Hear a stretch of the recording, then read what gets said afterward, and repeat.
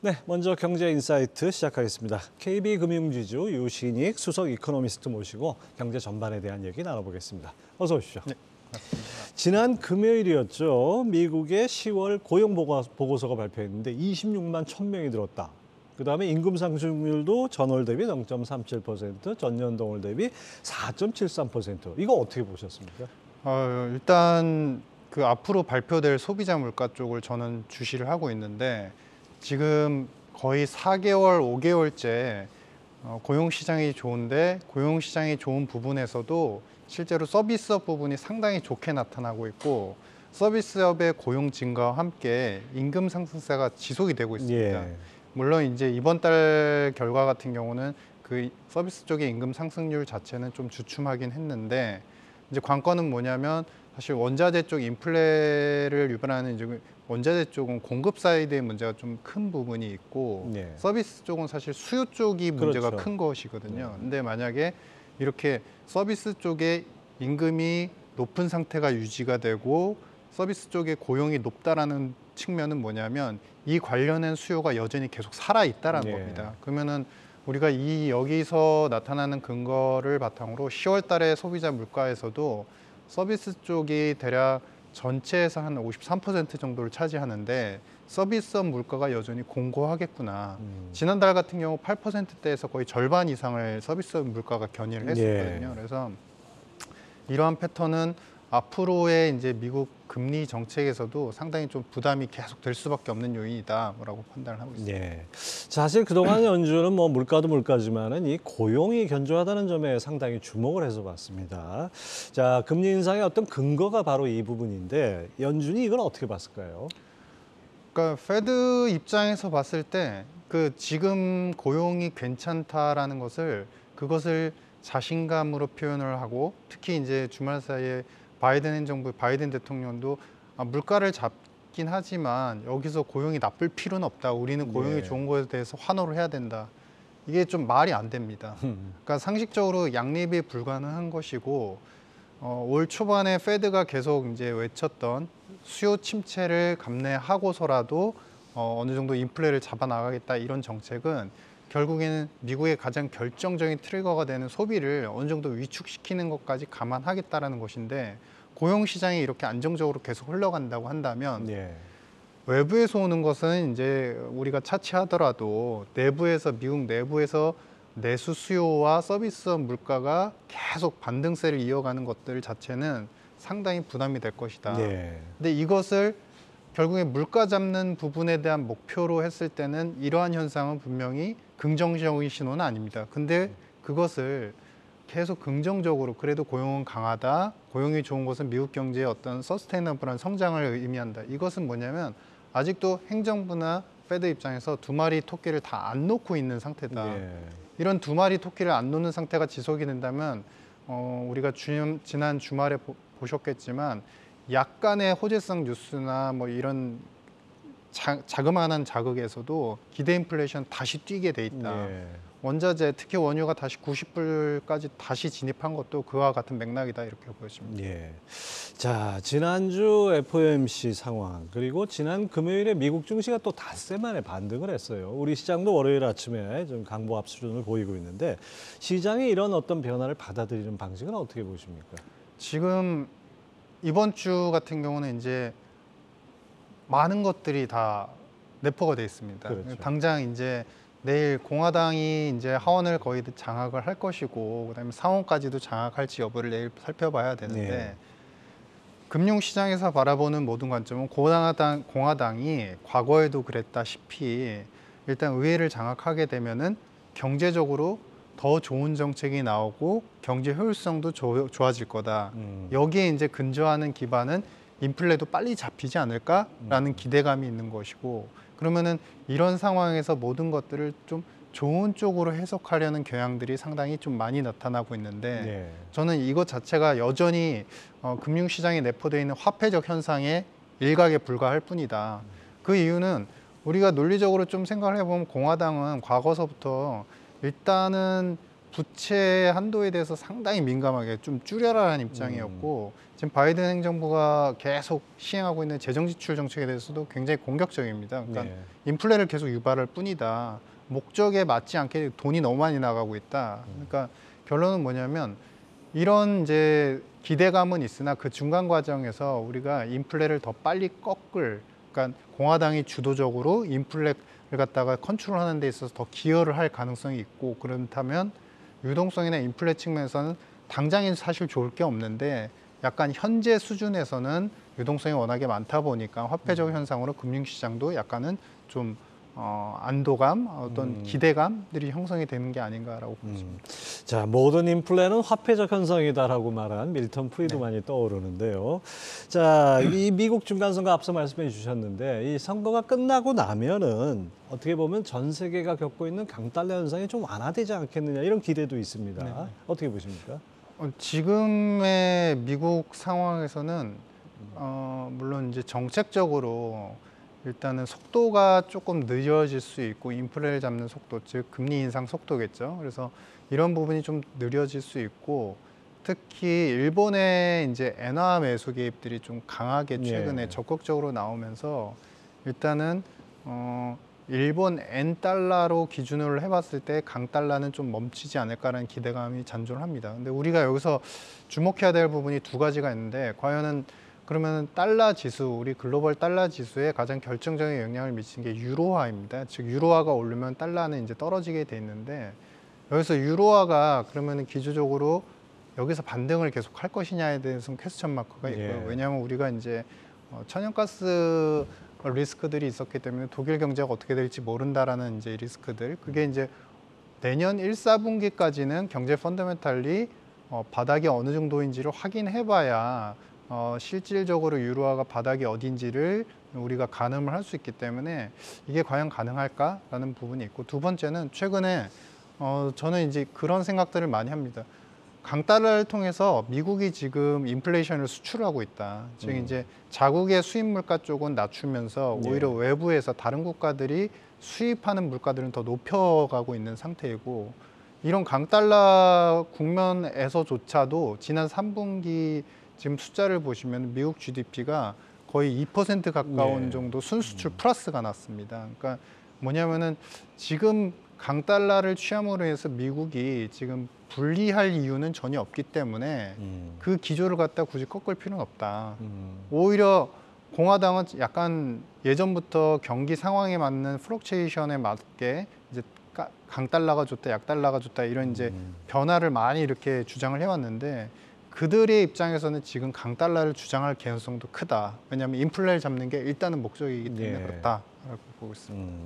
뭐 달러를 쓰는 나라니까 뭐 사실 그게 가능한 것 같은데 그 사실 우리 같은 경우에는 수출로 먹고 사는 나라니까 우리나라 통화가 강세가 된다는 거는 상당히 수출의 타격인데 미국은 수출 중심 국가가 아니기 때문에 바로 이런 게 가능할 것 같습니다.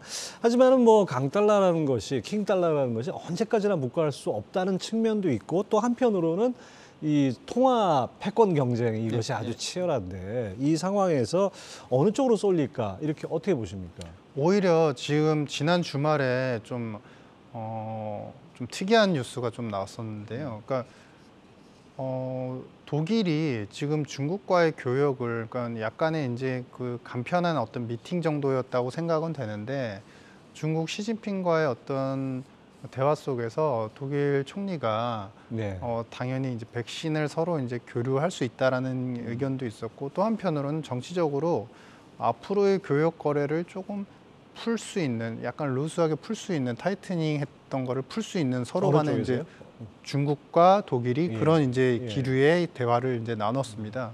그러니까 즉 이야기인즉슨 뭐냐면 지금 서방 쪽의 안보 패권을 기준으로 본다면 미국과 유럽, 이 서방이 이렇게 블록화가 되어 있는데 지금 유럽 쪽에서 많이 흔들리는 양상들이 나타나고 있습니다. 특히 이제 자국의 리스크이긴 하지만 이탈리아라든지 아니면은 뭐 유럽은 아니지만 영국 같은 경우도 총리에 대한 어떤 리스크들이 계속 발현이 되어 왔었고, 즉 서방 쪽 같은 경우는 미국을 중심으로 해서 어떤 강건한 패권이 조금 느슨해지고 좀 흔들리는 부분이 있는 반면에 러시아나 이제 중국 같은 경우는 오히려 이쪽 블록에 많은 이제 사실 이념은 다르지만 경제적 이유나 어떤 베너핏들 때문에 네. 인도라든지 아니면 혹은 그 외 오펙까지도 이제 결합이 되는 듯한 양상을 보이고 그렇죠. 있고 네.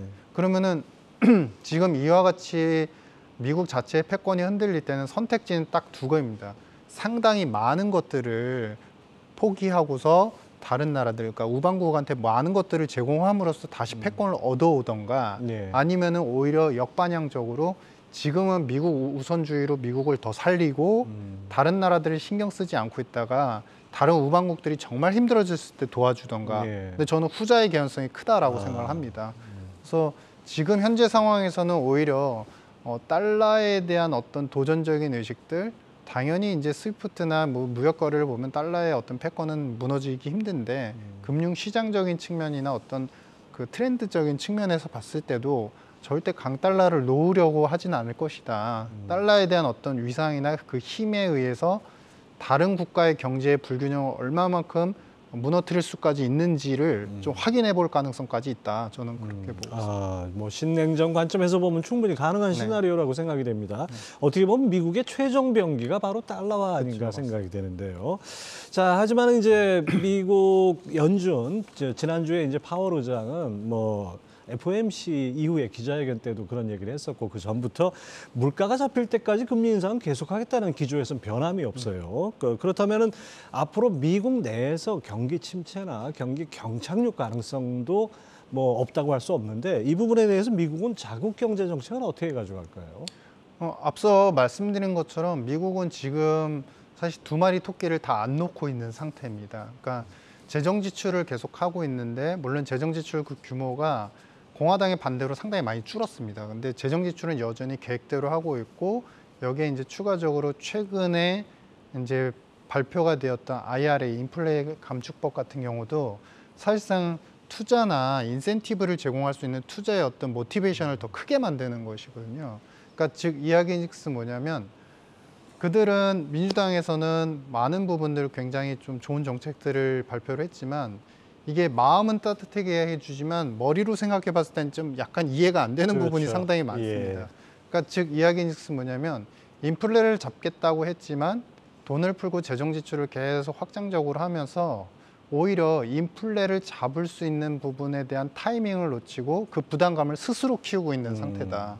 그래서 그 왜 그럴까? 그러면 앞으로 이제 종착지는 앞으로의 미래를 생각해 봤을 때 두 가지밖에 보이지가 않습니다. 첫 번째는 요 정도로 가면서 인플레는 이제 외부적 요인에 기인해라고 하니까 이제 우리는 인플레를 2%까지 평균 2%까지 못 잡을 것 같으니까 아예 인플레 목표를 높여버립시다. 3, 4%를 높여버립시다. 이런 이제 제기를 할 수가 있을 것이고 물론 확률은 작을 겁니다. 예. 근데 두 번째는 뭐냐면은 이런 시즌을 또 지내고 나서 한 6개월 정도 지내고 나니 인플레 잡는 게 상당히 힘들구나라는 것을 다시 시연하고 다시 스스로의 잘못을 페드가 이제 인정을 하면서 금리 목표치를 갖다가 다시 또 높여가는 네. 이런 트렌드가 지금 최근에 거의 7개월 가량 반복이 되고 있습니다. 그렇죠. 그래서 내년도 이후에 금리 고점은 단순히 5%대가 아닐 것이다. 그 이상의 가능성이 있다. 만약에 이제 우리 물가 목표를 바꾸지 않는다는 전제에서는 뭐 그렇게 보인다. 네, 네. 보고 있습니다. 과거 초저금리 시대에는 뭐 2% 물가 목표라는 것이 되게 높아 보였는데 워낙 인플레가 되다 보니까 2%가 너무 낮아 보이는 그런 측면도 있는 것 같습니다. 자, 그다음에 이제 지난 한 세대 동안 이어졌던 세계화라는 것이 이제 끝나버리고 이른바 탈세계화가 하나의 뉴노멀이 되지 않았습니까? 자, 미중 갈등이 본격화될 것이고 그다음에 본격적인 블록화, 양대 블록화가 이렇게 된다면은 앞으로 미국은 어떤 움직임을 보일지 좀 구체적으로 좀 전망을 해주시죠.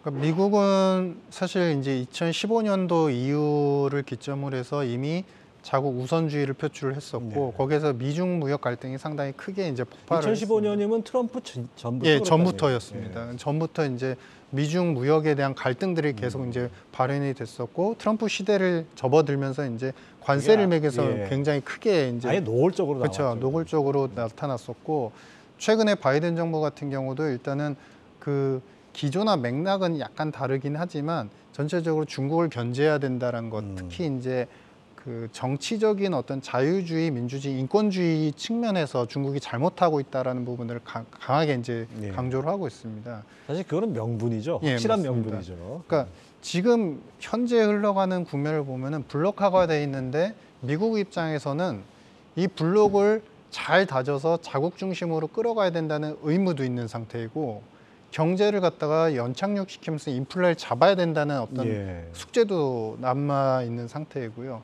마지막 세 번째는 우리가 정말 지정학적인 부분, 안보적인 부분에서 거의 한 20년 가까이 미국이 편을 들고 미국이 지지했던 세력들이 이긴 적이 없었는데 지금도 똑같은 도전을 받고 있습니다. 아, 즉 안보하고 정치하고 경제적인 부분을 미국이 모두 다 도전을 받고 있는 상태라는 겁니다. 그러면 이렇게 도전을 받는 양상에서 미국이 무엇을 취할까?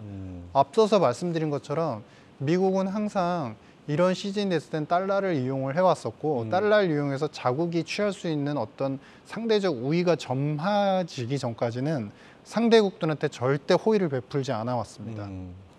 즉 이야기인 즉슨 뭐냐면 앞서도 말씀드린 바와 같이 강달러가 일단 자국에 도움이 되는 상태이고 한다면 지금 현재의 강달러 정책과 다른 기타의 정책들까지도 포함을 해서 연속적으로 더 시행할 가능성이 크다. 예.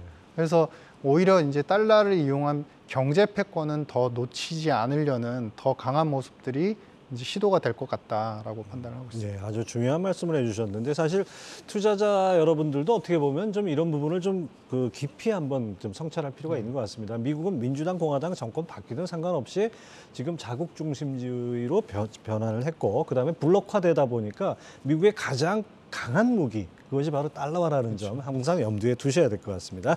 자, 지금까지 KB금융지주 유신익 수석 이코노미스트였습니다. 감사합니다. 네, 감사합니다.